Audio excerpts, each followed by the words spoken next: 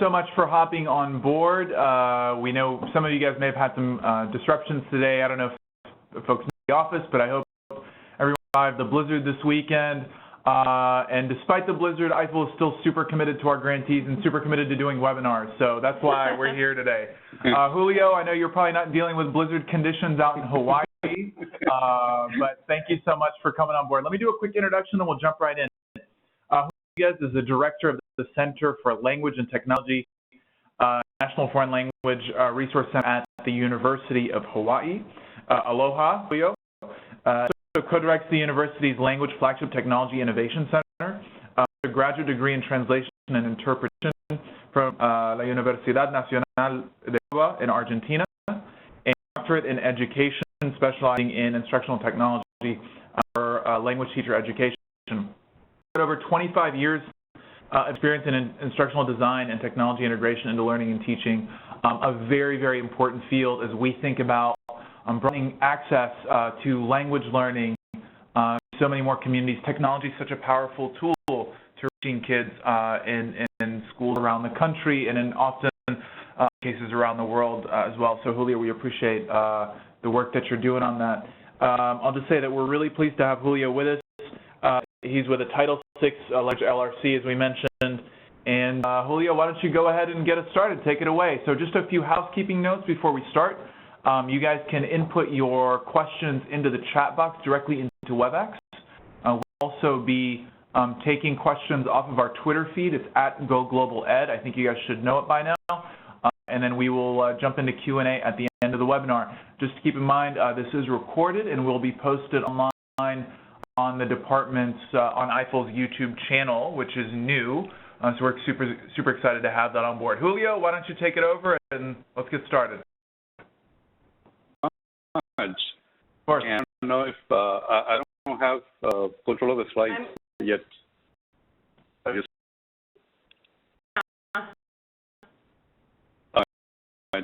There we go. All right.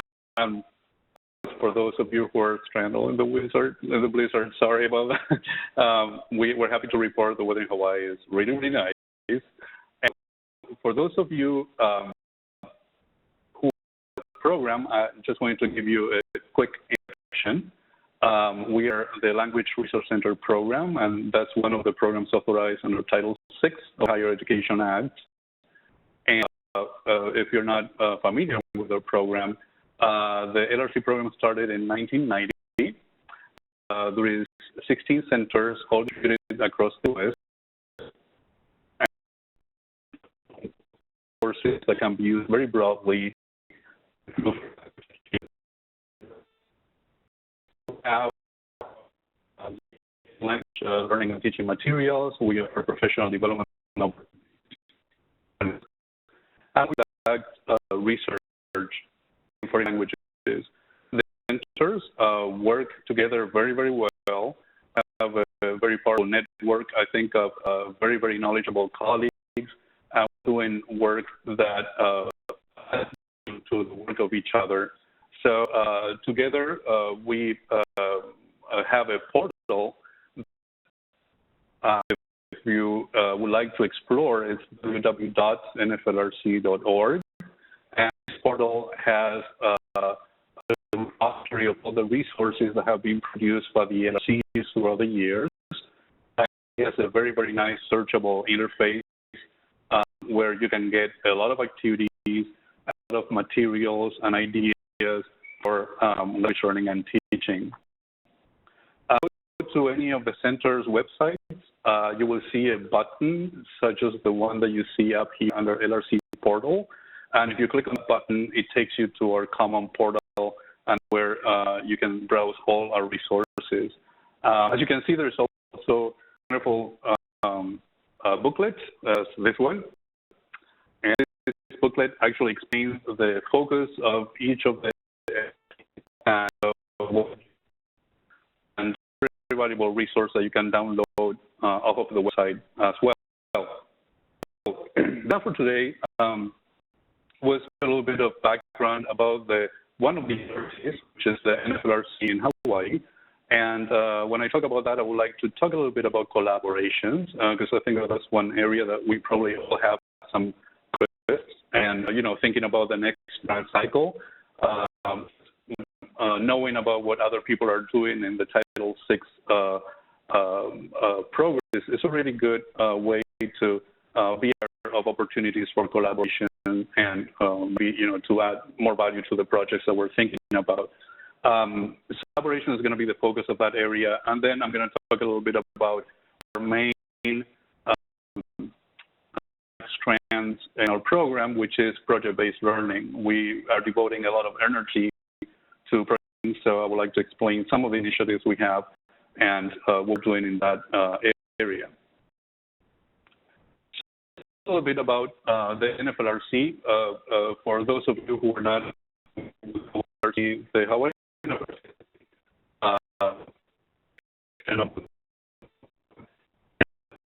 program creating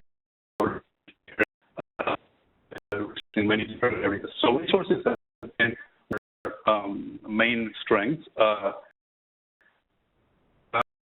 work in research, and we are very well known for especially pragmatics and assessment. We're working on project-based language learning. Nflrc has produced numerous monographs and many articles, also in journals published, such as the Language and Technology Journal that you might have heard of. It's one of the leading journals in language learning and technology field, and it's a collaboration with Michigan State University and the Hawaii NFLRC. We also have a lot of activity in the area of professional development. Throughout the years, we have given more than 500 workshops, and we have disseminated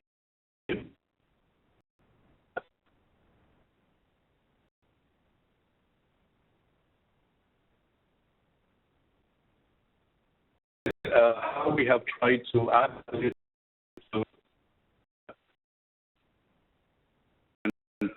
entities such as nonprofits, NRCs, and community college, for example. Those collaborations, I think, have been fundamental in helping us actually realize the projects that we had in mind. So about project learning, for example. And sequence, to explain the collaborations is think, for example, about summer institutes. That's one of the activities that we organize. We have a professional development institute every year. And the person, for example, who develops the curriculum for one of our projects attends Summer Institute in order to be aligned with the content, for example, of basic language learning. The curriculum is developed and implemented. Now, in collaboration, because the funding is not to use to teach the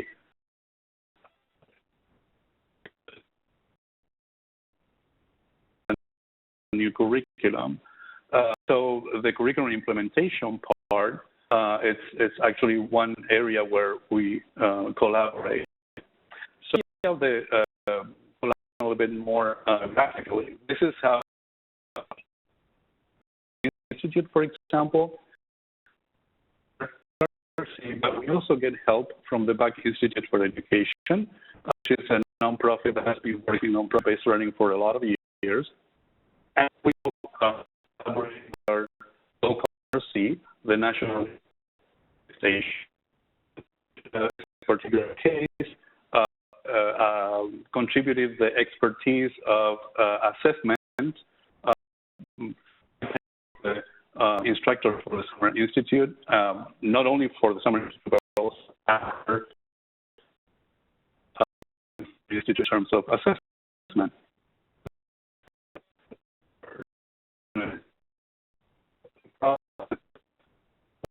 Asian Studies, also UH.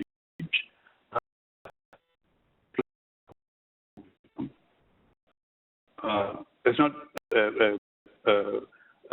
all about this curriculum is that the whole curriculum is project-based, learning-based.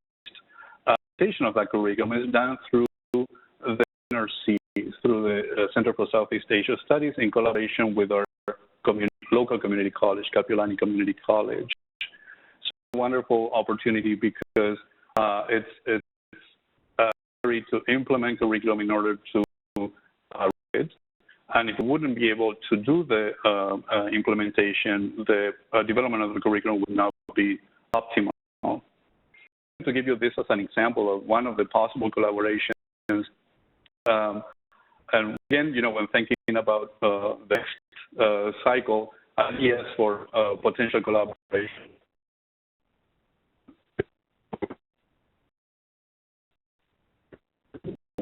We're focusing on and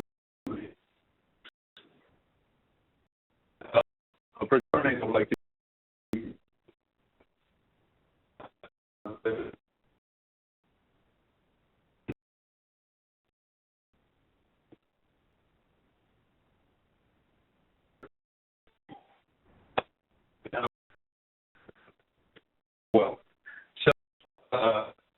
you have heard about project-based learning. It's not a coincidence. This is something that has been around for ages, really. It's not a new idea. And the graphic you see on your computer is basically explain a little bit the idea of a ping pong match between the US and Europe, which is sort of the way that this has evolved. So project-based learning, the origins can be traced back all the way to the architectural schools and where there's the first few indications of this kind of pedagogy used in an instructional context. The U.S. was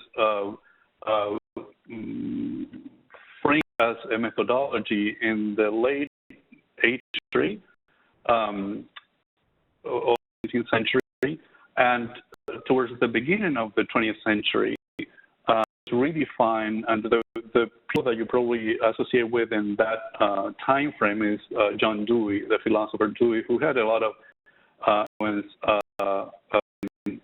framing and in concising PBL. It was a time when PBL was widespread and used a lot in public schools in the U.S., and that was as early as in 1980. And if you are curious about it, there is a very interesting book that is called The Project Method, written by Kirkpatrick. Conceptualizes some of the main tests of PBL, and it's a very interesting read, especially for those of us in language education, because I can guarantee that you're going to be very surprised to see that a lot of what is said in that book about 1915, we're still having a hard time implementing, and we're still trying to create these things in the actual classrooms, things like authentic materials, authentic assessment, and authentic activities within the classroom. So interesting indeed. So in the late 90s, project-based learning became a new in some areas, and I think the Bach Institute for Education has been the leader in this area in terms of general education.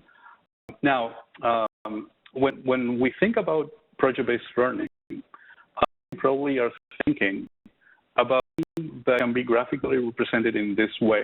We think that there are two basic models to implement project-based learning, and maybe the one that you're thinking about is probably the first one. Model, red dots represent knowledge and skills, and then the little yellow square represents the project. In this curriculum framework, we think of knowledge and skills as taught or developed across a curricular sequence, across an instructional sequence, and we think of the project, the culminating part where the function is either consolidating knowledge or in the skills in a real context or in a context that is different from the one which the were taught. That's basically usually the way that we think about projects. Long curricular sequence, and the cherry at the top is the project.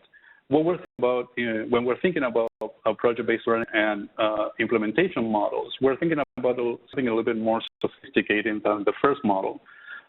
we're thinking about a whole curriculum-driven where the projects are not just the top, but the conduit through which knowledge and skills are learned. So actually have a central focus, a central role within the curriculum. And this is reflected in one of the projects that the Nflrc has, the one that I explained to you earlier, in collaborating with their local community college.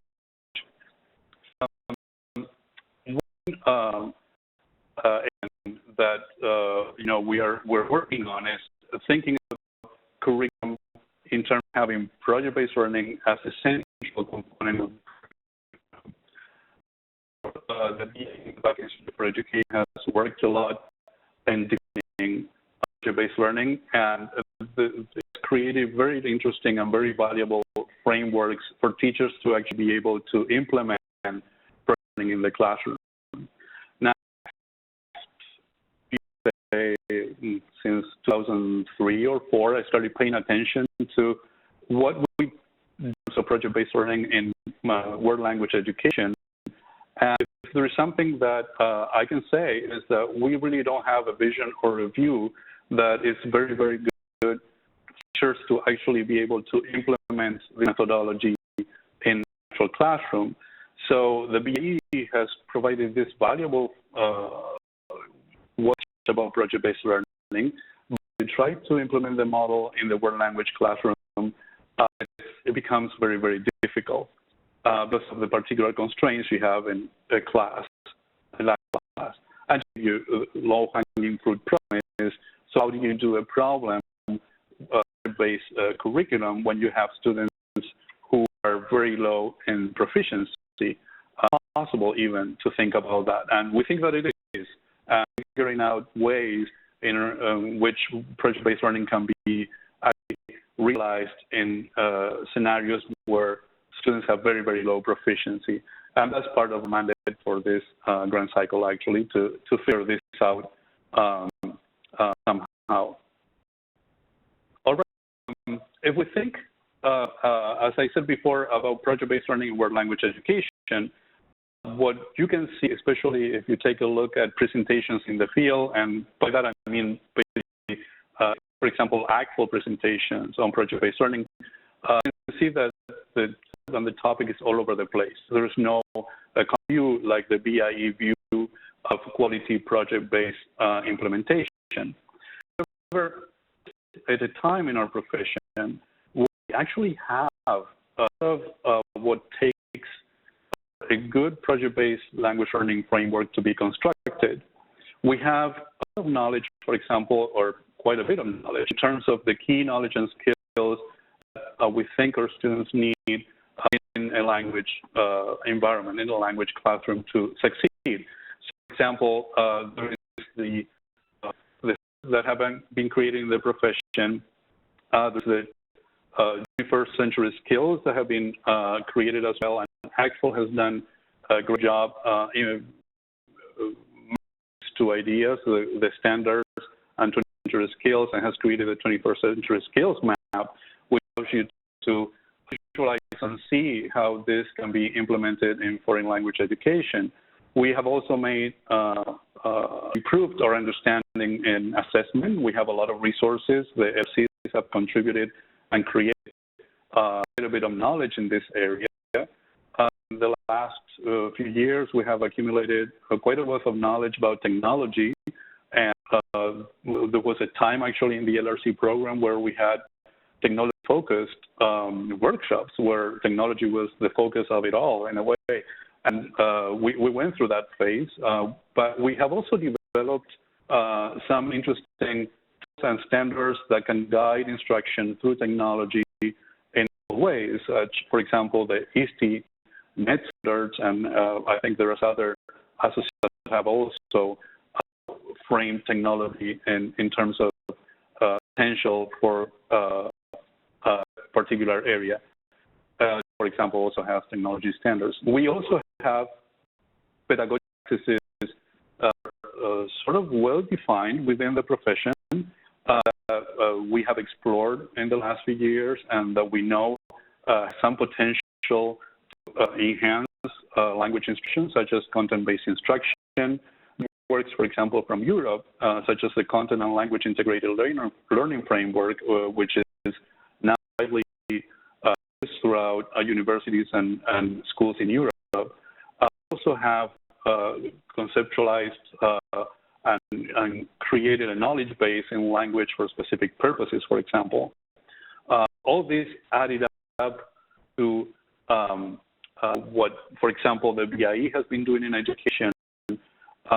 All the resources that I just showed you, it's a ripe scenario for based learning to actually be implemented and possibly thrive. So all these pieces are coming together in Nflrc as part of this big puzzle that project-based language learning, and we think that PBLL provide some sort of conduit that can allow to take advantage of all knowledge that has been elaborated already in the profession and put that knowledge in a framework that makes sense to teachers and that pushes our practices beyond where we're now. Project-based language learning at the level of our program of the Nflrc, we have several initiatives. Explain a little bit these initiatives and then focus on the ones that we're working most on. We have research initiatives, for example, that are related to project-based learning, such as the construction of instructional guides to be able to implement this type of pedagogy in the classroom. We have a curriculum development project. Creates the purpose of that project is to create a whole curriculum of 4 semesters of language.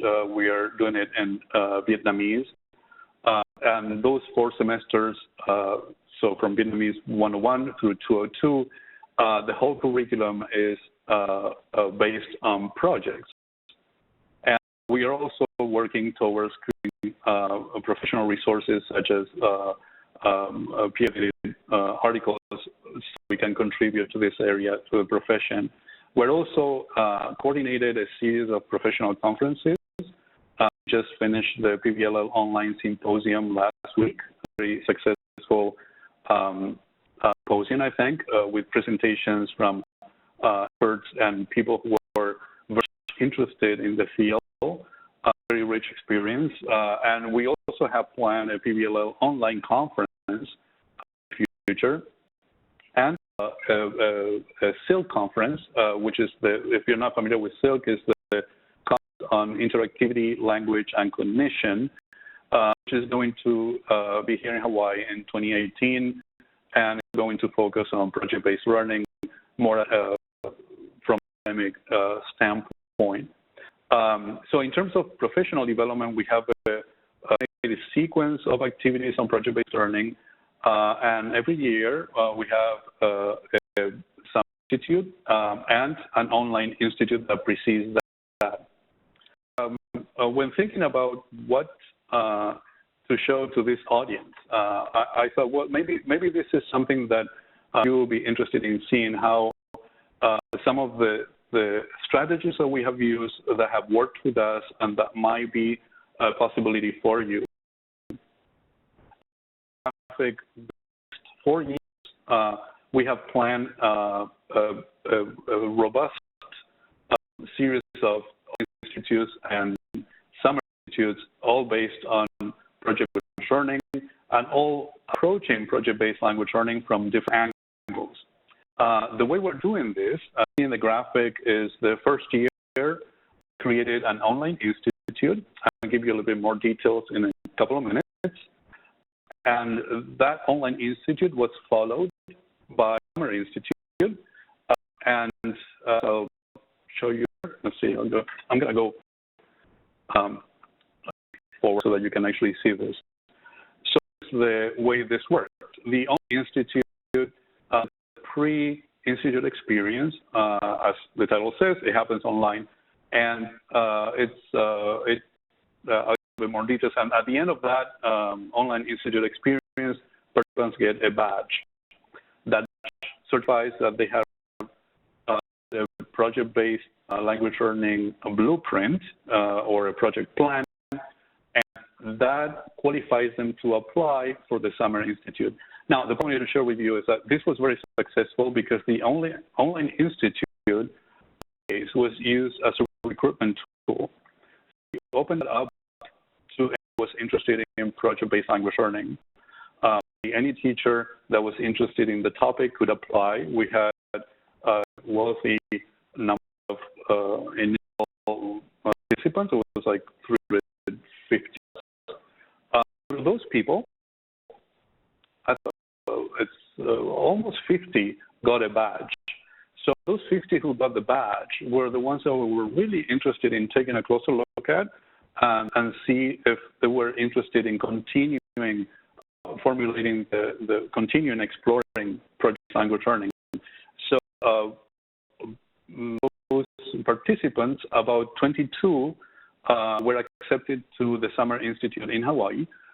Those were picked from ones who had developed the best and more interesting projects. This open learning opportunity created a great for us to recruit the people for the program.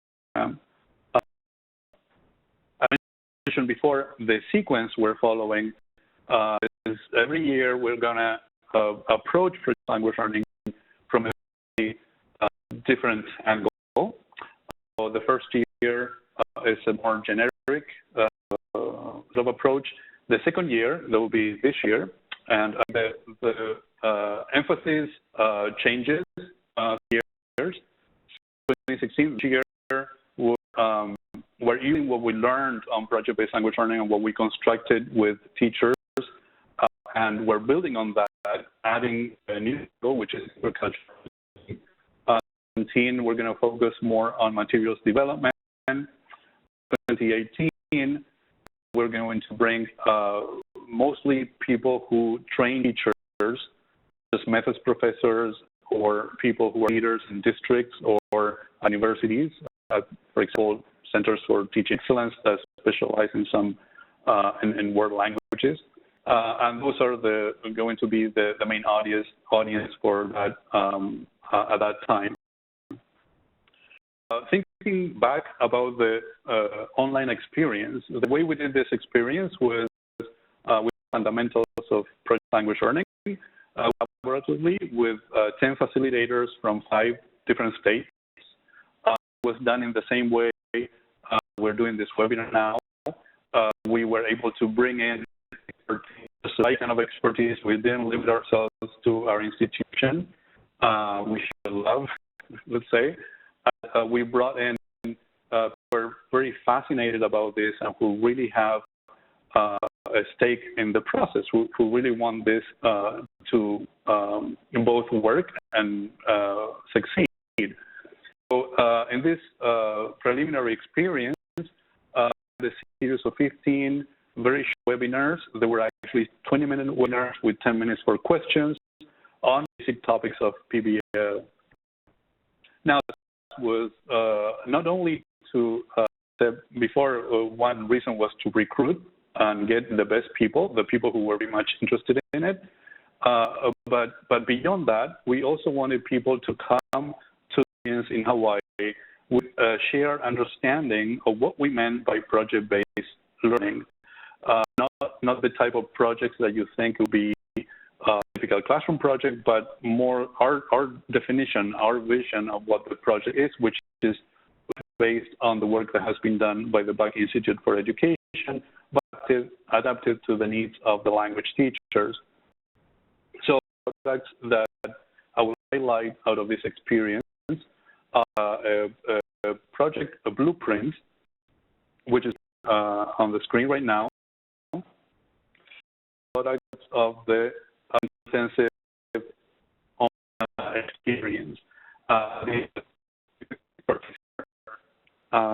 Supposed to use blueprint in order to have or to build that shared vision of what a project is like. We started the process by using this blueprint and giving them instructions as to thought certain areas needed to be addressed. And what you see as the little lesson 4, lesson 5, little squares there are cross-references to the modules and to the lessons that they were participating in. So basically throughout the process, throughout the weeks that this online experience takes, participants can go to the project blueprint and identify the lessons where, we focus on the topics that they would like to need to specify in the rubric. So that's been a very successful way of scaffolding teachers think about based learning and making it a little bit more accessible given the many challenges that this methodology presents.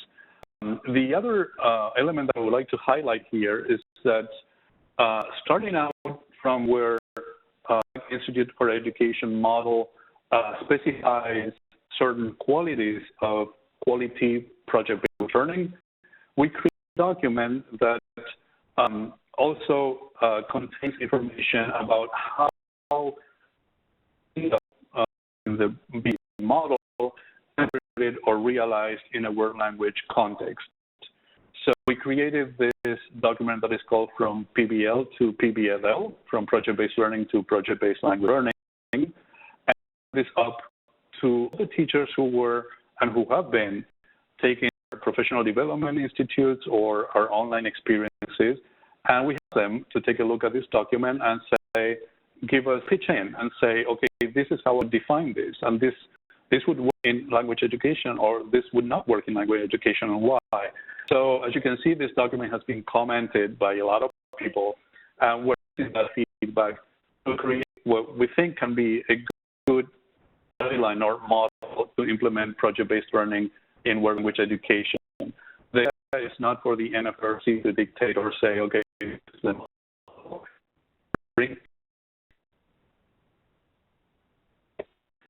create a model that they think would work in word language education. So as I said before, in each of these experiences, we start with an online institute, which happens in January, and actually an online institute can be taken in 2 modes. It can be taken as a facilitated institute, so it's like a webinar, or as a self-paced experience. And if you take it as a self-paced experience, you have time until May to finish. And then when you finish, you get a badge if you are successful, if you created your blueprint, and that allows participants to apply for the Summer Institute. So the sequence works. So when they come to the Summer Institute, the first Summer Institute took place last year, and I'd like to highlight about this experience is that the Summer Institute website was one of the first created with some sort of coherence in what is understood as a model or as a quality PBLL, and all these resources are put in a website. So this was one of the products that we're professional. We are improving every time that we have a Summer Institute. One product that came out of the baseline learning design rubric is basically a rubric that was created collaboratively with teams.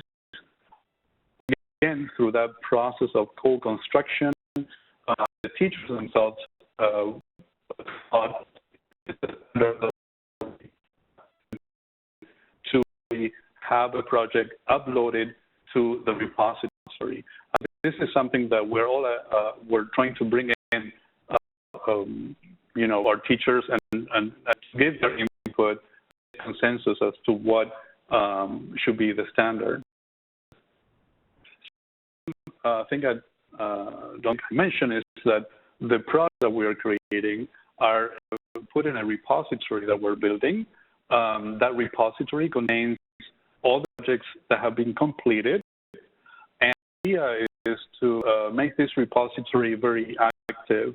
So one functionality that we're adding is teachers are going to be able to flip the process in the sense that if there is a great project, for example, for Japanese, like a Great East Japan Earthquake and Energy Policy and Production, the one project that you see there, and you think, oh, there is a similar issue, and even though the context is different, this project will work in a particular class that I'm teaching, then teachers are going to be able to make a copy of this and to the framework or to the context that they are working on. So the adaptation can either tweak your language proficiency. A project that is created for advanced proficiency can be created for lower proficiency or vice versa, or a project created for a certain focus can be also flipped and switched in terms of the focus of the language that is applied through the project. So it's hopefully also a resource that is going to be helpful for school.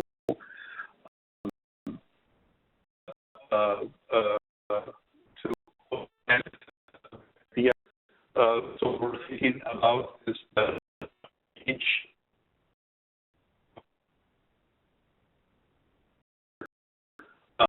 projects that have each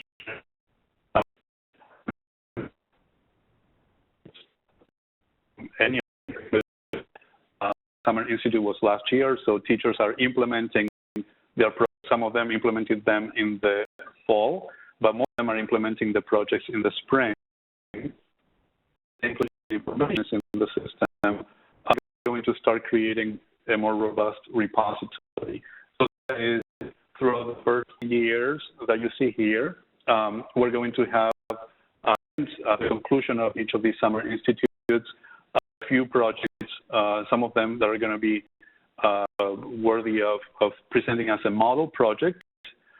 And those projects, the whole repository, is going to be widely disseminated in 2018, which is the year when we bring in the people who work with language teachers, and those people are going to be to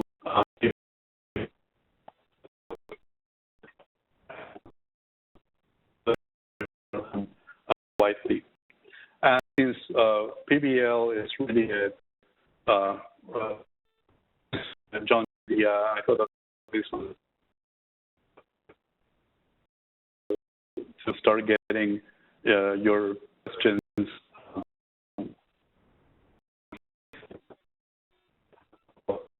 So thank you very much. That was really wonderful, very interesting stuff you guys are doing. So we're up for questions now. Anyone on the line who might have a question for Julio, or a question about the NFLRC's work in general, please come now. You can do it through the chat box or through Twitter. The Twitter handle is @GoGlobalEd. So we'll wait a couple minutes just to let people think up questions and submit them. I have a question for you. Yeah, otherwise Mohamed will take it over here. Absolutely. The question that I have, Julio, is I always try to engage, make sure the professional schools are also engaged. Can you cite some examples of some professional schools who've done a great job of integrating this methodology into their learning process as they think about global learning? Professional schools, you mean like a... Public programs, business programs, folks who have done a good job of integrating language-based, sort of language-oriented project-based learning? There are a few schools, there are whole districts that have gone PL in the U.S. And there are schools, there's one in school in Pennsylvania that, again, I think it's Leadership Academy, that has interesting, their whole curriculum is PL. One of the teachers that we talked about was the language teacher concerned that to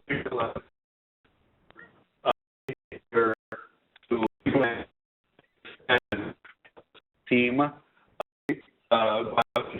language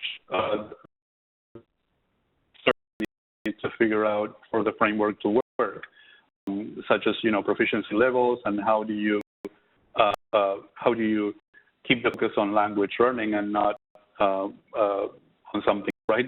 So it's a difficult actually framework to apply for language teachers. There are a few examples of projects that have been very interesting. There's a project, someone here at UH is working on a project that is very, very, I love this project because it's very, very well thought out. And basically it's for Portuguese language. And what the students are doing is they are coming with kids in southern Brazil who there is a literacy problem, right? The literacy is one of the issues, and they are trying to bring in to this area. And one of the issues they find is that the stories and tales and kids are given to read are not always the most interesting stories because they come from other backgrounds, so they don't feel identified by those stories. So one project is creating the sense of a Portuguese class with the students in Brazil. The students can speak the language, but they don't be able to read it, but they can tell you the stories. So the students here can actually transcribe the stories and create the stories for them to read. So they created the reading materials for this content. So there are examples like that that are extremely powerful. I'm very excited because they're actually creating something that has a real audience, a real product. It's not something that is a paper that is the teacher, right? And there is there is a whole text that they can actually see very clearly contributing something, not just learning the language. So the motivation to learn the language, and imagine if you had to write something for somebody to learn the language, that doesn't. So it gives that what we call the real need. So you're learning because you need to learn. You feel that responsibility to learn, right? Did answer to you? No, sure. Well, one of the things that came up, I'd like to ask you a little bit about integration of PBLL into colleges. Could you speak a little bit more about that? Any particular challenges they may have, and maybe strategies to integrate this type of learning in a community college environment? Well, in community colleges, because we just started the first semester in the fall. So that's when the first test of the curriculum won. All the data yet, but appears to be that there is a very fertile grounds on the community colleges to create PLL experiences, because they can go beyond the language, and they have programs. For example, in our community college here, we have a wonderful culinary arts program. There's all sorts of possibilities to create language projects, to use what they already have set up for that program in terms of facilities and resources, with the community. So since we're still exploring, we're still trying to figure out ways, especially for teachers, to somehow assist them in implementing project-based learning, because it's not easy. It takes a lot of moving parts, and we think of it as a little puzzle with all of these pieces that have to come together. So there's a lot of things that change. Teacher, you lose a little bit of control. So there's also that aspect, the pedagogical aspect that you need to manage, and so there are some hurdles there that we need to overcome. But in terms of the community college, for example, such a rich for content to explore in the different languages and to create it that, I hope that we can create some interesting sources coming from the area. So especially with your online and summer institutes, where do your participants come from? Are they from all across the country, or are you seeing more focus in Hawaii and sort of the West Coast? I'd like to hear more about that. The Summer Institute was half selected in terms of the methodology we used. Part of it was selecting participants from here, so contacted teachers in the community college who to ending the whole sequence, all the years of project-based learning and creating resources.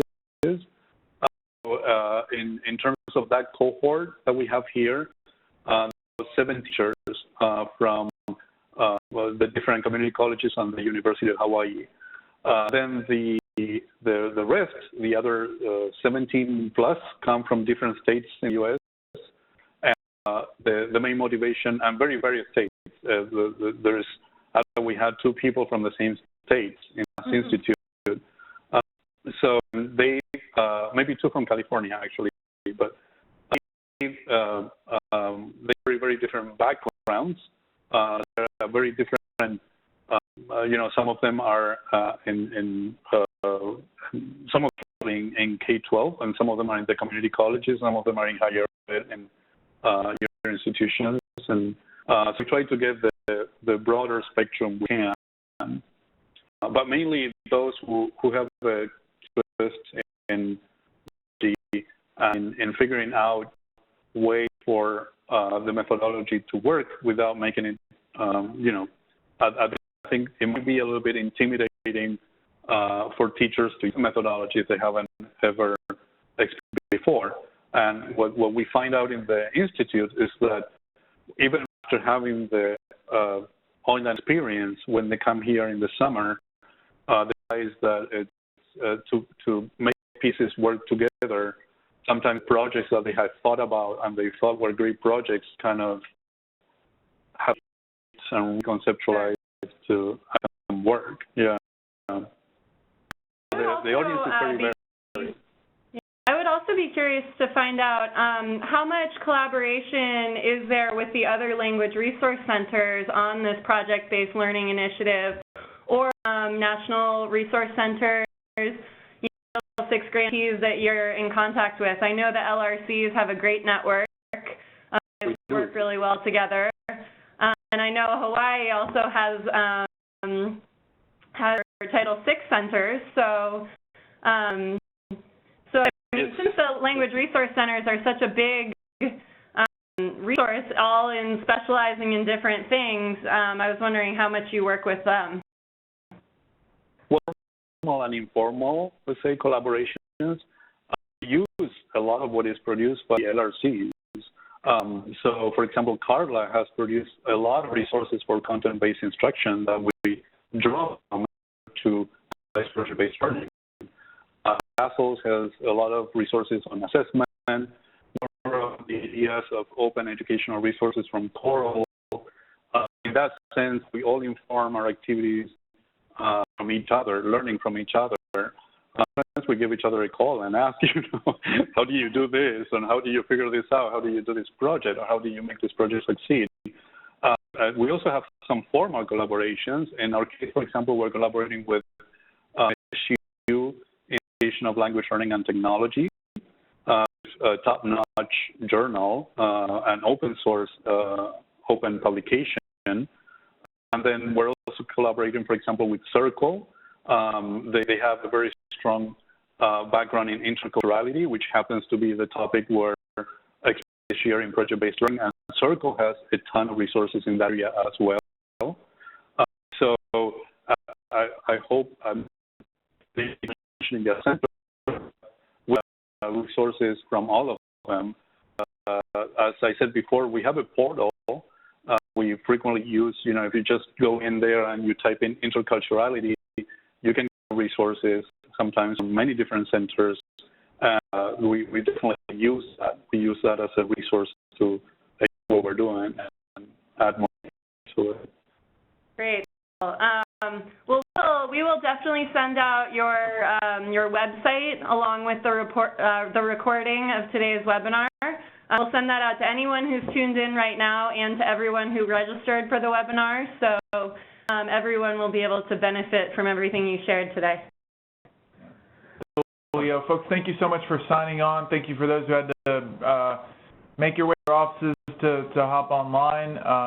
Stay warm out there, stay safe, and we'll let you know when the next webinar is. Julio, once again, thank you so much for all your hard work and to the entire LRC community. Great.